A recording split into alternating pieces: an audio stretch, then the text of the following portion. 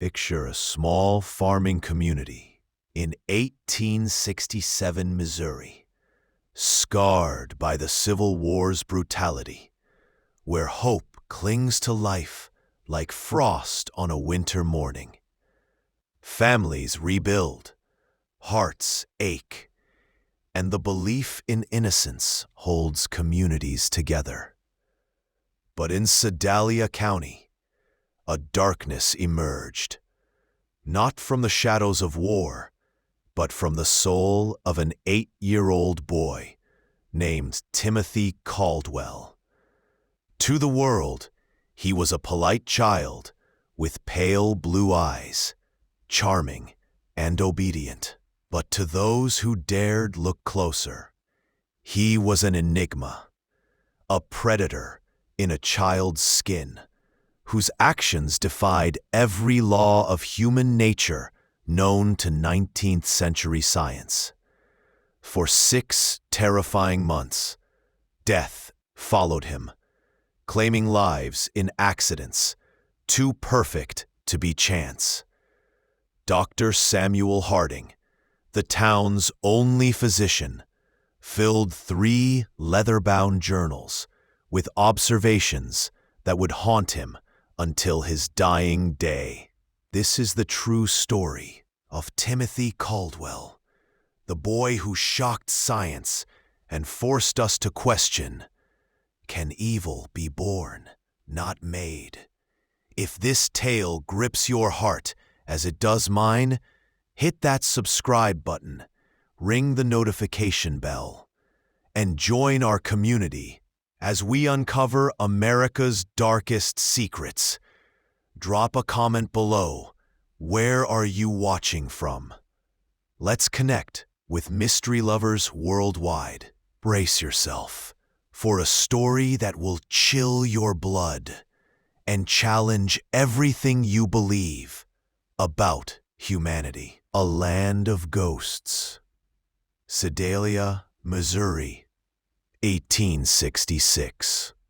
In the spring of 1866, Missouri was a land still bleeding from the Civil War. Towns like Sedalia were patchwork quilts of loss. Widows mending broken lives, orphans searching for purpose, and farmers toiling on land scarred by conflict. 15 miles south of Sedalia, the Caldwell farm stood as a fading monument to dreams long buried. James and Martha Caldwell had once envisioned prosperity, golden fields of corn, thriving cattle, a legacy for their children. But James fell at the Battle of Wilson's Creek in 1861, his life snuffed out in a hail of bullets. Martha fought to keep the farm alive, but tuberculosis ravaged her lungs, claiming her in the bitter winter of 1865. Their son, Thomas, just 21, inherited a crumbling homestead, his hands bound by debt and his heart hardened by grief. Thomas was a man forged in fire, his spirit toughened by war's relentless cruelty. His wife, Sarah, childless and sharp-tongued, carried her own scars, her bitterness a shield against the world that had taken too much. They were ill-suited for the task that arrived in the form of Timothy Caldwell, an 8-year-old orphan. Thomas's brother, William, had perished in the horrors of Andersonville prison, his widow succumbing to illness soon after. Timothy, their only child, arrived at the farm in April 1866, a small figure, clutching a worn cloth bag, his pale blue eyes seeming to hold secrets no child should know. Small for his age, with skin that burned red under the Missouri sun, and blonde hair cropped short to fend off lice, he spoke sparingly of his past. My father was a soldier. My mother coughed blood, he'd say, his voice flat, offering fragments that closed the door to further questions. To Sedalia's farmers, Timothy was a godsend. A polite boy who said, "Yes, sir," and "Yes, ma'am," who worked tirelessly without a whisper of complaint. But there was an unsettling stillness to him, a void where childhood joy should have been.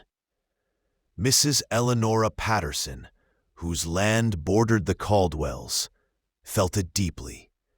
"He's like a ghost," she told her husband, Samuel, over a flickering candle at supper. No laughter, no play, just work, steady as a clock. It ain't natural for a boy to have no spark. Her chickens sensed it too, clustering in panic whenever Timothy neared the fence, their squawks piercing the quiet like a warning. Samuel dismissed it as superstition, but Eleanora's unease grew. Animals, she believed, saw truths humans overlooked. And in Sedalia County, a truth darker than any nightmare was about to unfold. The first death. Mary Fletcher, August 1866. August 1866 brought a heat that smothered Sedalia, the air thick with dust and the hum of cicadas. Mary Fletcher, a 5-year-old with curls like sunlight and a laugh that warmed the town's weary hearts, loved to wander near Willow Creek, a shallow stream weaving through the farms. The blacksmith's daughter, she was a beacon of joy in a community starved for it. But one sweltering afternoon, she didn't come home. Timothy Caldwell appeared at the Fletchers' door just before supper, his clothes damp, his voice steady despite the horror he carried. "Mrs. Fletcher," he said, his pale eyes unblinking, "I found Mary by the creek. She's not breathing." The town rushed to the scene, dread knotting their stomachs. Dr. Samuel Harding, a Missouri Medical College graduate with a keen eye honed by years treating soldiers, examined Mary's small body. Face down in 18 inches of water, she had drowned. A tragic but not uncommon fate for children playing unsupervised near water. Yet Timothy's account troubled Harding. The boy described the exact position of Mary's limbs, the way her dress caught on a submerged branch, the murky hue of the water around her face. Details too precise for a child in shock. He spoke like a scientist, not a frightened boy, Harding wrote in his journal. When questioned, Timothy said he'd been searching for a lost calf. Thomas confirmed one had gone missing, but days later, it was found grazing a mile away, unharmed. The Fletchers, shattered by grief, thanked Timothy for his quick action, their tears falling as he stood solemnly at Mary's funeral. But Eleanora Patterson, watching from across the church, saw something chilling. While mourners wept, Timothy's pale blue eyes remained dry, scanning the room with a cold, calculating intensity. Was it sorrow, or the gaze of a predator studying its prey? The second death, Henrik Larson, September 1866. 3 weeks later, the darkness deepened. Henrik Larson, a Norwegian immigrant and retired logger, was a fixture in Sedalia. Despite arthritis, he climbed Devil's Bluff weekly to tend his wild beehives, a rocky outcrop overlooking Willow Creek. One morning, he didn't return. Timothy was there again. "I saw Mr. Larson's hat caught on a thorn bush," he told the gathering crowd, his voice calm. "I called out, but he didn't answer, so I climbed down. At the base of the 40-foot bluff lay Henrik, his neck broken, his body surrounded by dead bees, far from any hive. Dr. Harding's examination confirmed a fall, likely fatal on impact, but the scene felt wrong. Henrik knew the bluff like his own hands. A stumble was unthinkable.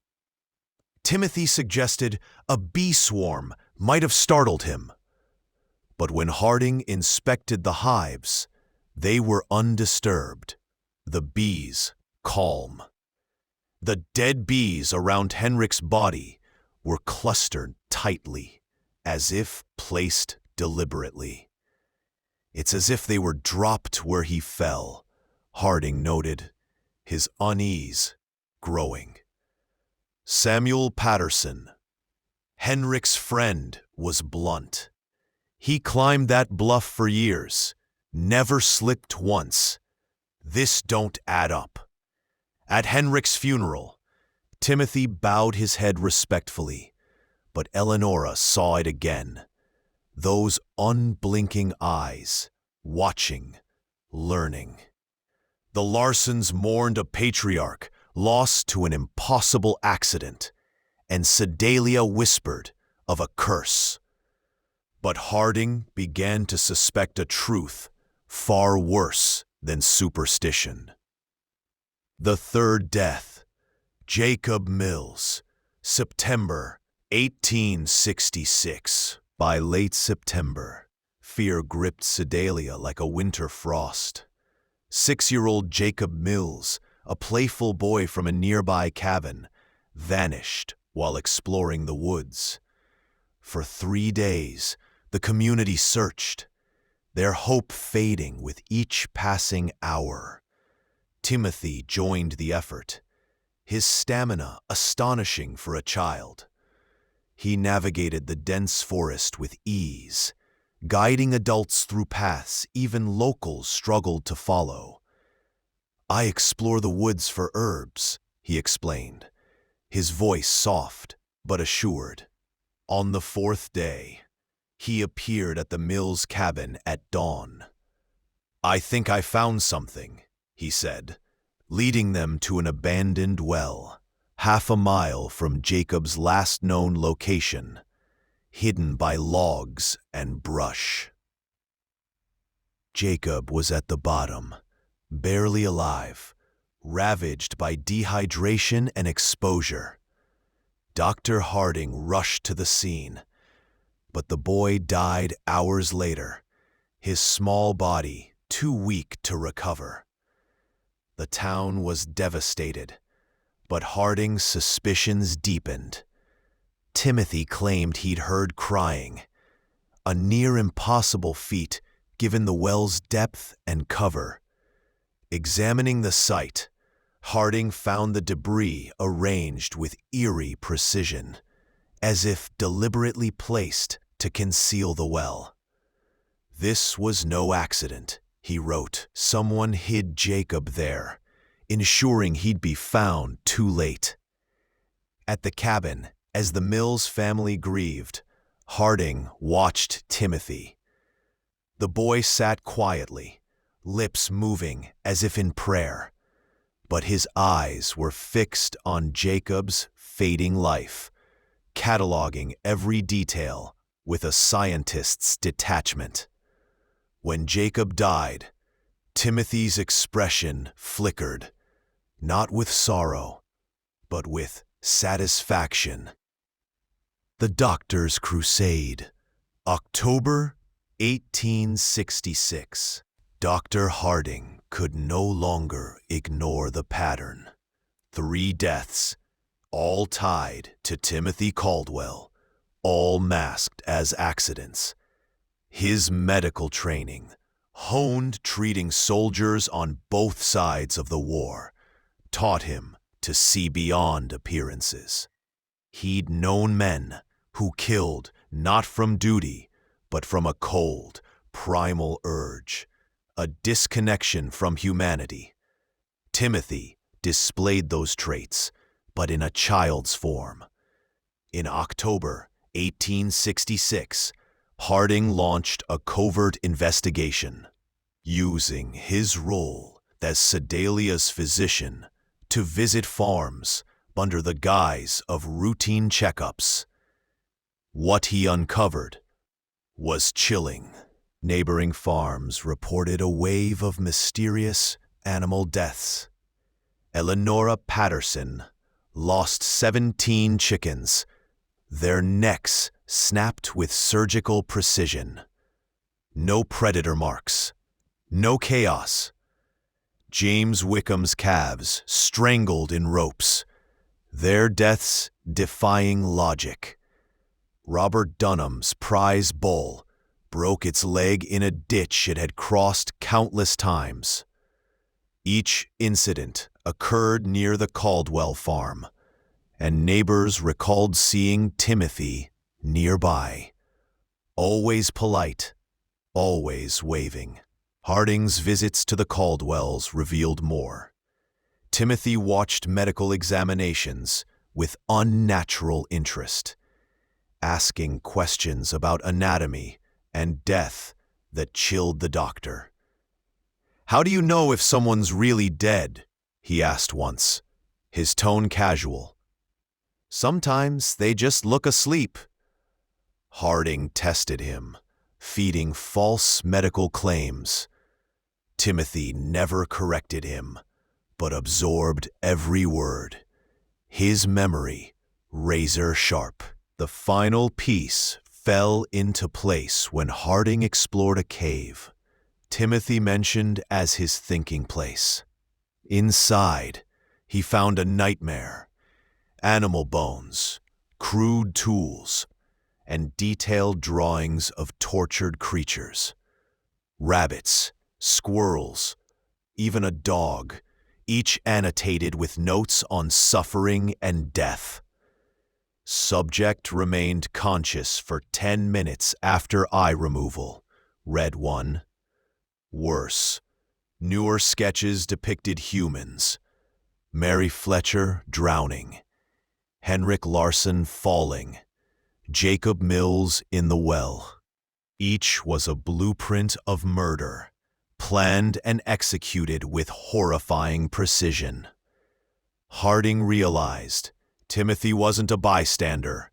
He was a predator, and Sedalia was his hunting ground.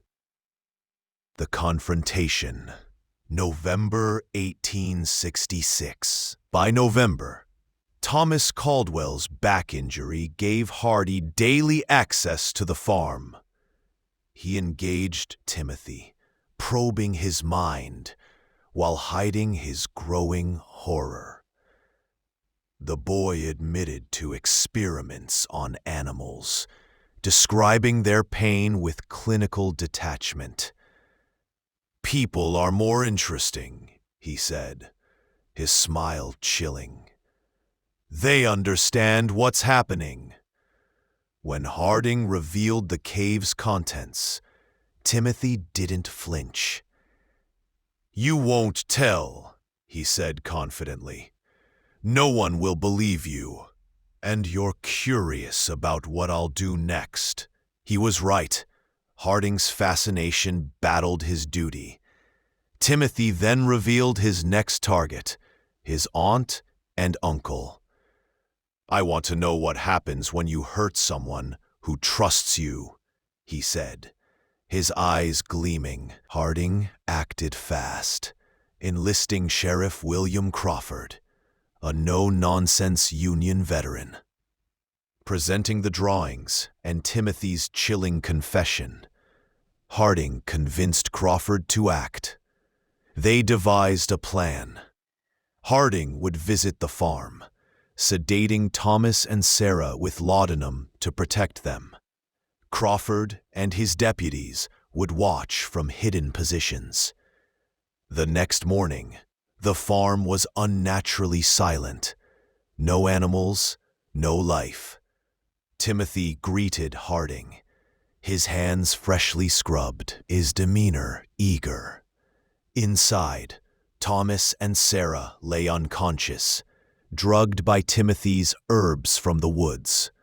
"They won't wake for hours," he said, gathering tools, rope, a candlestick, knives, with surgical precision. What followed was a confession that froze Harding's blood. Timothy described drowning Mary, staging Henrik's fall, and trapping Jacob, each act a calculated experiment in human suffering. "You're different," he told Harding. "You know what I am.